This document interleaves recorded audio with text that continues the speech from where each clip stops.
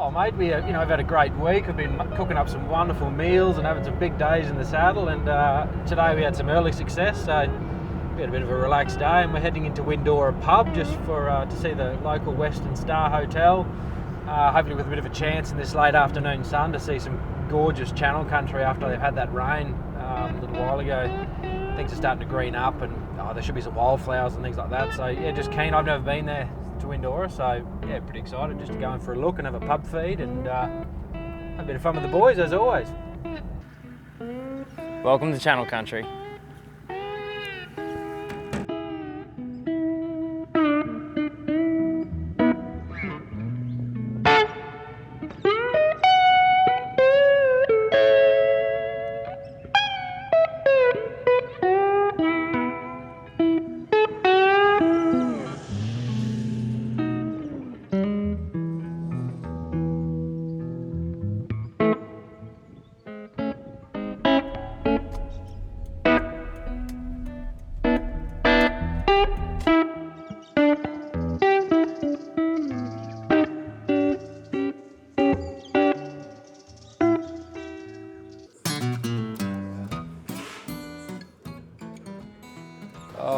We're just coming to Windorah for a few beers, and we're watching the news here and just looking at the weather over on the east coast, and it's just roaring a southeasterly.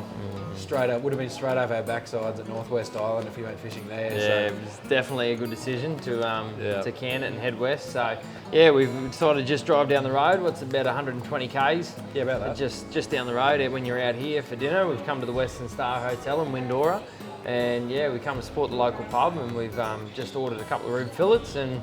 Yeah, having a few schooners of beer on tap, and gonna have ourselves a good night, I reckon. Yeah, I love these old pubs. There's so much character and history in them, and beautiful things like that. Things on the wall, old newspaper clippings and articles, and beautiful pictures. And look at all these stickers from all across the world. It's amazing. It's really cool. You check the rules, Jack. Rules, mate. If ball leaves the table, you've got $1 and $2 for the white ball, and any of that money goes to the Royal Flying Doctor Service. Oh, that's the bloody go. So keep your balls on the table or chuck one off for good measure. Mate, there's a few going off, I can promise you. Oh, no, it's good. Oh, it's not. Tell you what, I hope I can hit these bloody balls better than I was hitting pigs today. Mate, I saw a few headshots in there. At least I can see where they are. Oh, you dog. This is Australia. These are all these other little bitch countries. Well done, Jack. First place in the geography competition. No. Good example of how small like UK is. Look at that. Tiny. Doesn't even fit in bloody Great Britain and Ireland fit in there too. The panhandle's there. Very similar shape to New South Wales. First of all, you can't leave a country pub without getting a stubby cooler. Can I get 4 Western Stars? How are you liking it out west? No, it's like pretty good, hey? Yeah, I like it. Yeah. I'm having a lot of fun. I like it. I'm meeting a lot of people, a lot of new people, and very cool people. So I like also to connect with nature, go in the desert, in the river. I like it. Explore. Yeah, for the moment, I'm super good here. Yeah, I don't miss in people, parties, discos, all these kind of things. But I'm very, very good here. It's a long way away from here. Yeah. And thank you for the stubby coolers and the beer. Oh, let's do that.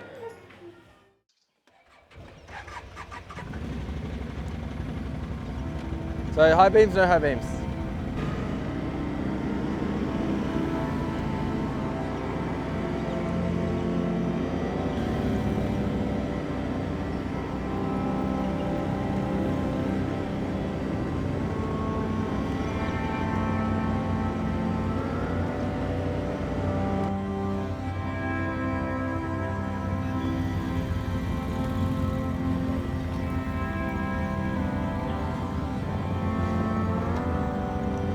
Copy, Harry. We'll let you go up first and we'll fan out diagonally behind you.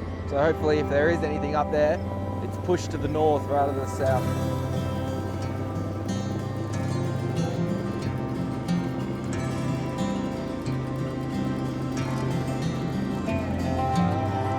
Yeah, Haz, I can see ya.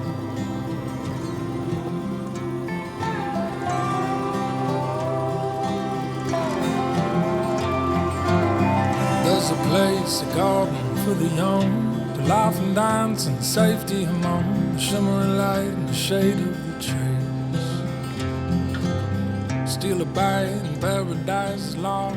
With darkened hearts, we didn't count the cost. Forgot all we left. Yeah, a bit of a slower start. We thought we might get on them straight on daylight, but with a bit of a tickle up yesterday, they were a bit more cautious. So we've come down the creek, probably a couple of Ks, and we've just run into our first lone boar by the look of it. But there might be more down here.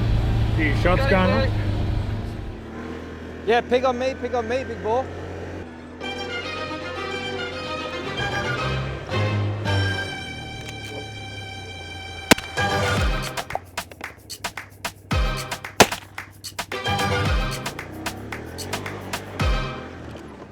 I tagged him.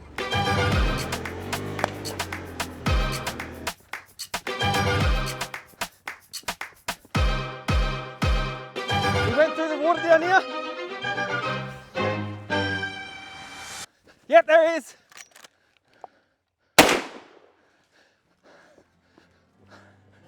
You see him?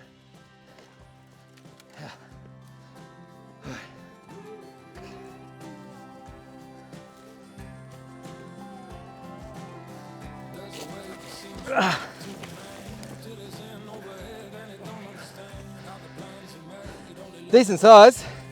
He's been split like a bloody champion. Well, pigs aren't as thick as they were yesterday, but we saw this big boar. I think Nuff must have seen him first, ran down the river. I saw all the ripples coming through here, and then he was just perched up here, and I got a shot, Rob got a shot, and down he went. Tough bugger. Back into it. Well done.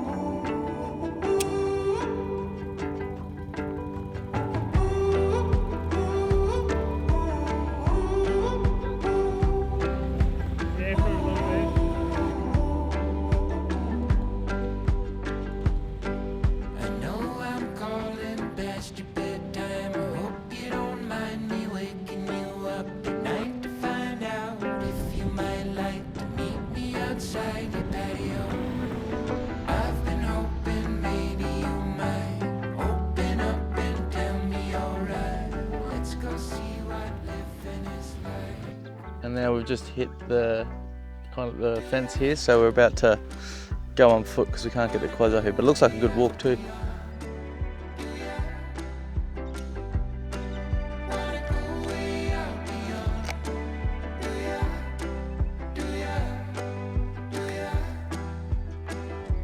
Oh, there's a brood jumping just in front of you.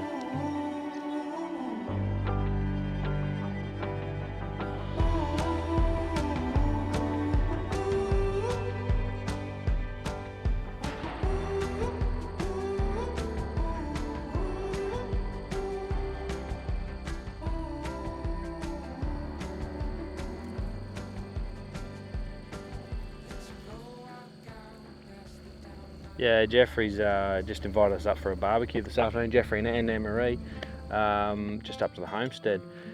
Just a bit of a hooroo. We're heading off tomorrow, but yeah, hopefully we get a chance to ask him some cool questions about if he knows any more of the history.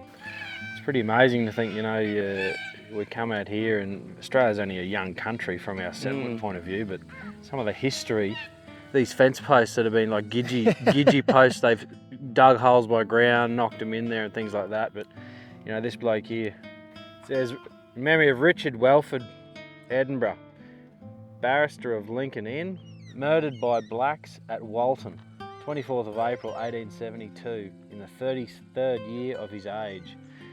So this place must have been called Walton originally, and then when they cut off Welford, they've obviously named the Welford National Park after this guy or this family, and then they obviously, that half place, they named it Jedburgh.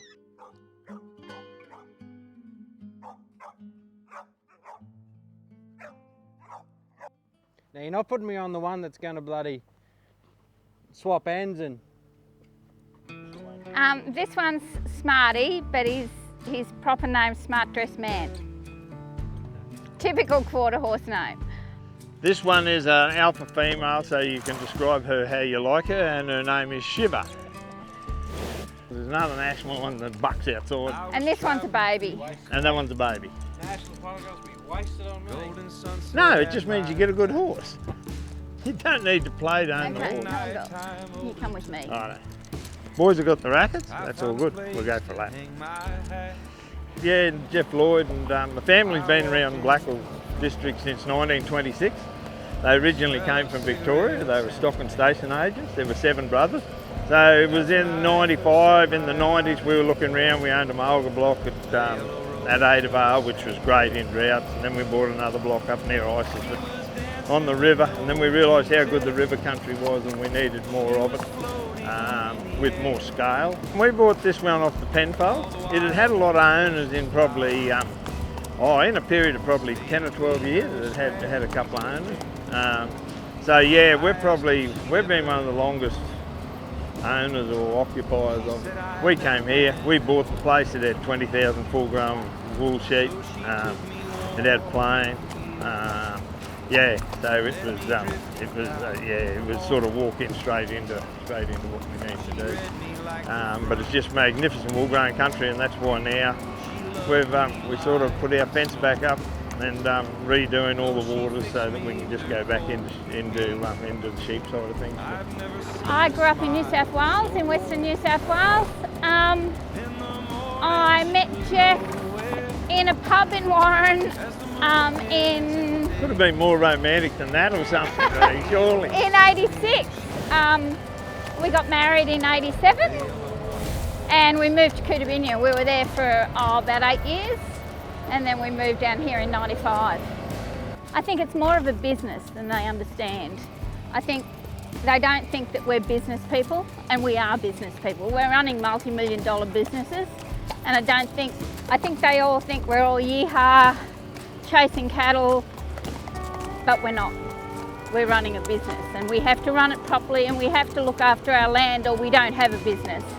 It's a 24-hour-a-day, 7-day-a-week job, livestock as in for the maintenance of waters and fences and everything else for their well-being. And I just think they probably think we switch on and off. I know that people that come here just can't believe that how full on it is, and that you might have dinner and then go back to work until midnight to fix a water problem or something else. You know, it's not so, yeah, it's not clear cut, it's not regimented on what time you start or finish. It's just you make your hours up and they've got to be as long as whatever they need to be to get the job done. It's so different to what they know, but it's still beautiful in its own way. And they need to see and meet the people out here and understand lifestyles out here. Even with my horse photos, my stock photos, my country photos, I always try to put it up in the best light so everyone gets the good positive message from what we're doing out here. So we had, the last rainfall, we had 7 inches in 5 years. They were ordinary times, but they were ordinary times for everyone. And it's just a way of managing your way through. And they just kept rolling in year after year. You know, you'd go, it'll rain next year. And the Weather Bureau would tell you it was going to rain and it wouldn't. And 3 years later, you're still telling yourself it was going to rain. And 5 years later, you're still telling yourself it was going to rain. The main thing we've learnt is you just work with Mother Nature. You know, there's no good getting worried that it didn't rain or what could have happened or didn't happen. You just got to work with it and whatever's accordingly, if you stock fewer or less or whatever. But yeah, it's just everything that's down here is just so healthy. The colours are the most amazing colours out here, whether it be drought or beautiful green, high green feed. The colours are amazing.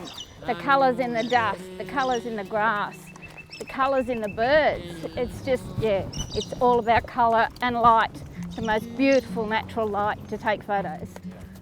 They missed the opportunity. The government, the Queensland government, it doesn't matter which government in or which state you're in, I think we missed the opportunity to educate people better on these national parks, to have kept them as working stations, so that you can actually drop in there on the school holidays, And we've had discussions with politicians on that into the future, what we can do with that, because they need to be able to just turn up, and it's just slot in, what's the day work, get in a buggy, go with someone, and just see how things operate, and see the welfare that people put into their animals. In the dry times, it's not only helping the animals that you're making your living from. We're looking after all the native wildlife as well. So it's just they need to see that we're not a mob of villains out here, and that actually what we're trying to do, and it's just educating them on what we're doing. Mate, just having a bit of follow cross fun, using the racket. Played this about 14 years ago when I was a kid. Played for the Nationals and haven't picked a rack up in about 5 years. I tell you what, you don't lose it. It doesn't surprise me how these young fellas that played juniors and then gave it away. They were pinching everyone else's beer. They didn't have to pay for beer or fuel or horse feed or anything else. Chase girls all night on someone else's money, and when they'd pay for themselves, this is a bit dear. Yeah. All of a sudden, all those other little things that were just happening, it's a bit dear. I'm growing up, it's a bit dear. Didn't worry about it was costing anyone else. Tell you what, she was a different game back then, I can tell you. Hey Jeff, mate, just want to say from Jacko, Gaz and nothing like that, but thank you so much for letting us come out this week. It's been a pleasure to have you. To do what we've done. Yeah. And you're most welcome back. Oh, it's mate, been absolutely wonderful to have. Appreciate it. Because we don't get anyone calling here. You just, she's pretty quiet. You don't ever get anyone call in. And a lot of the time when you do, no one's really interested in what's going on. Yeah. Oh, mate, just the yarns that have been going on have been good enough for us, hey? Yeah, well, you're most welcome back. Thanks, no worries. Appreciate it, mate. Thank you. No worries at all. Pleasure. Thanks, big fella. You come here, you're pretty common around here. Yeah. Righto, man, we'll go and have a beer. Of all the ones I wrote, the one that had the most meaning to me, I wrote when we were chasing those bulls out there, and it was about 12:30 in the night time, sitting there in the moonlight, and it was getting a bit doughy, and I thought, bugger it, a bit of moonlight here, I'll scratch down a few things on a notebook. And it was at that stage, what would that have been in the 90s, wouldn't it? It was just when everything in the supermarket got a use-by date.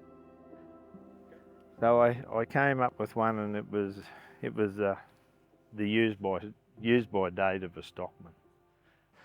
A tall, solid man stands silhouetted in the early morning glow.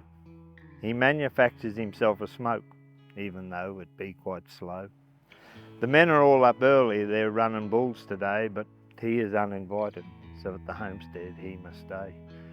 His day work at the station doesn't start for 3 hours yet, but he longs to go back in the camp and thinks of the challenges that he met. He spent his whole life in the north and the big country of the west, and as a pilot and a stockman, he was considered one of the best. His mind is still as quick and sharp as a colt on its first ride, and his battered old Akuba he still wears with great pride. But your body clock keeps turning like a whirlwind in a drought. Your body seems to lose its strength, your muscles have no clout. They take you from the drafting gates, remove you from the pound, like an old retired stock horse no longer considered sound. They let you pen up down the back or work some unimportant gate, and the newly employed green ringer now becomes your newfound mate.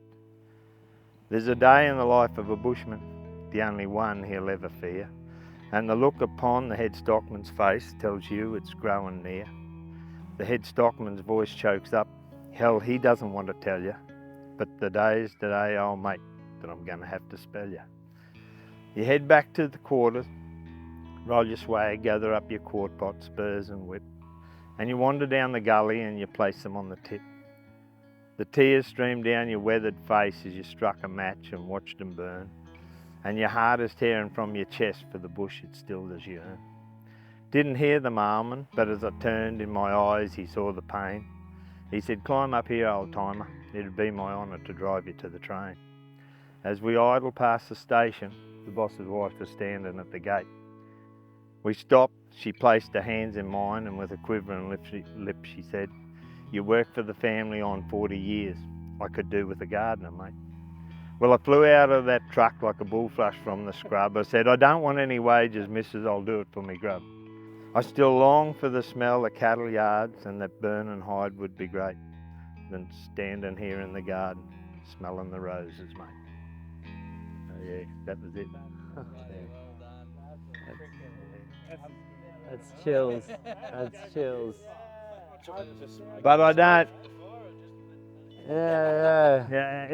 I don't ever go back and take the opportunity to change any of it as I wrote it that night. I don't with any of my poetry. I never go back and think I should change a verse. It's just a feeling you get and you go with it. And if it's not right on the day, it's not right on. Yeah. But yeah, so that was it. That's fantastic.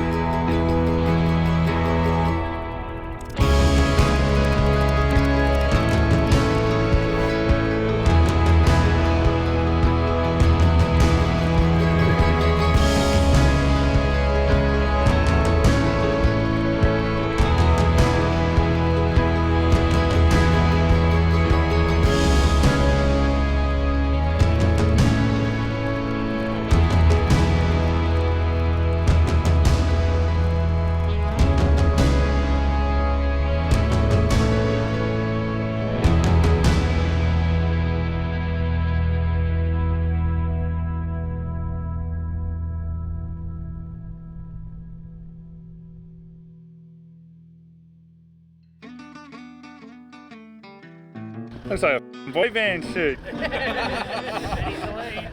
First of all, Murph was lost. I was not lost. That sucks. Hey! Cheers to three boys getting pictures. See you then, brother. Better go and check it. Yeah. You got to peg at the hanger. There's 5 at the gate when I come home. Really? Yeah. Like that. This is called bush mechanics. We're using a bit of wire to clean out the inside of a fuel line that's all perished. The first thing you do before you go fishing is work out who's filleting it. And you go, oh, you're joking. I got sucked into filleting more fish. No women. Hey? No women. Oh, sorry. Ben doesn't like females. Get out of here, you bastard. Come back to camp. They reckon they got a pig. I reckon we're going to come back and find a dead horse in the morning. And Jeffrey's going to kick us off his property. Biggest pig they've ever shot, they reckon. But probably one of his thoroughbreds, I reckon. Well, to be fair, I mean, Peru was this big.